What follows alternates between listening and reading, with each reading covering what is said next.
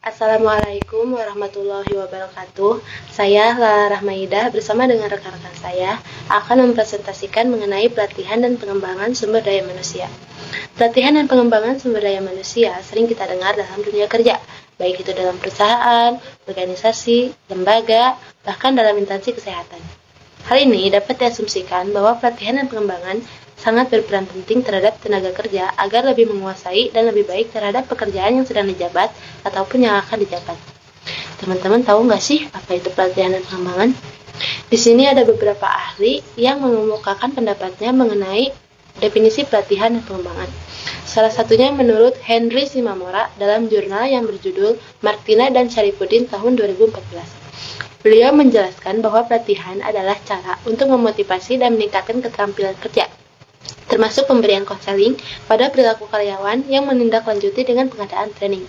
Sedangkan menurut Rahmawati, dalam jurnal yang berjudul Kamal tahun 2015, pelatihan merupakan wadah lingkungan bagi karyawan di mana mereka memperoleh atau mempelajari sikap, kemampuan, keahlian, pengetahuan, dan perilaku spesifik yang berkaitan dengan pekerjaan.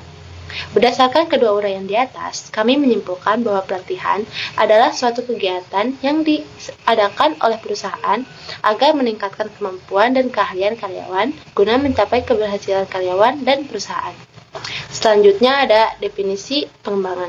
Menurut Shimamura, pengembangan adalah proses jangka panjang untuk meningkatkan probabilitas dan motivasi karyawan agar dapat menjadi aset perusahaan yang berharga. Pengembangan biasanya berkaitan dengan peningkatan kemampuan intelektual atau emosional yang diperlukan untuk melaksanakan pekerjaan yang lebih baik. Berpendapat bahwa program pengembangan sumber daya manusia pada dasarnya adalah usaha untuk meningkatkan kualitas dan kompetensi sumber daya manusia dalam organisasinya. Jadi, proses pengembangan dalam konteks perusahaan sangat berpengaruh pada kinerja juga tingkat produktivitas karyawan. Pemberian pendidikan kepada bagian-bagian manajer dan pelatihan kepada bagian operasional merupakan langkah konkret yang direncanakan oleh bagian perusahaan melalui top manajer dan harus berkesinambungan dan bermetode sesuai dengan kebutuhan perusahaan. Selanjutnya ada tujuan pelatihan dan pengembangan yang akan dijelaskan oleh rekan saya Tina Lutfianti. Tujuan pelatihan dan pengembangan. Menurut Sikul A dalam Priansa 2017, program pelatihan yang dilaksanakan oleh perusahaan memiliki beberapa tujuan dan manfaat. Tujuan pelatihan adalah sebagai berikut. Yang pertama ada produktivitas, yang kedua ada kualitas, yang ketiga ada perencanaan kepegawaian, yang keempat ada moral, yang kelima ada kompensasi tidak langsung, yang keenam ada keselamatan dan kesehatan, yang ketujuh ada pencegahan kadaluarsa, yang kedelapan ada perkembangan pribadi.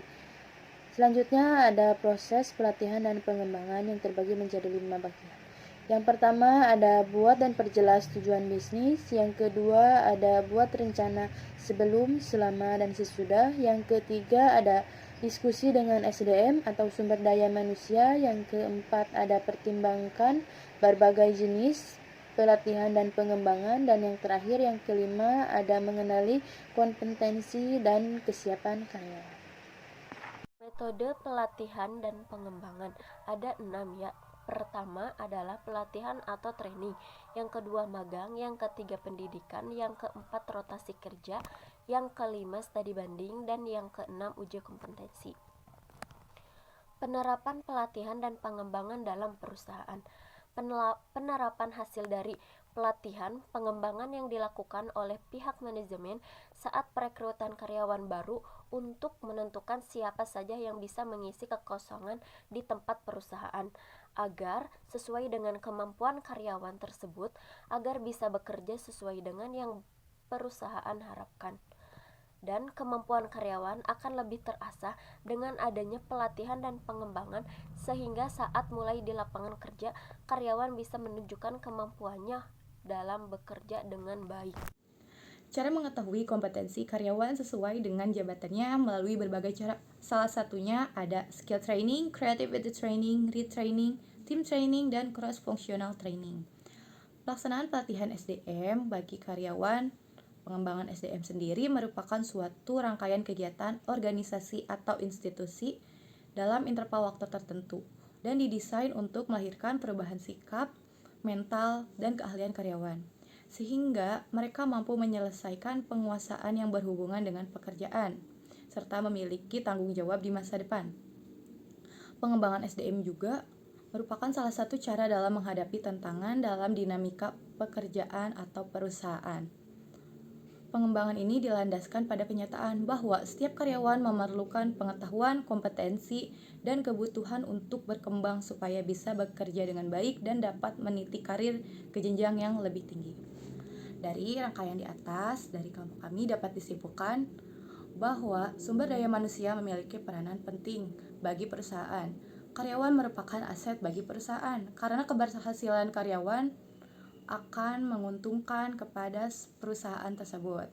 Dengan kualitas kinerja yang baik dan karyawan akan memberikan efek yang positif pada karyawan maupun perusahaan sendiri. Setiap perusahaan harus bisa bersaing dengan karyawan yang lain untuk meningkatkan kualitas SDM-nya agar perusahaan tersebut bisa lebih maju. Sekian dari kelompok kami, mohon maaf apabila banyak kesalahan. Wassalamualaikum warahmatullahi wabarakatuh.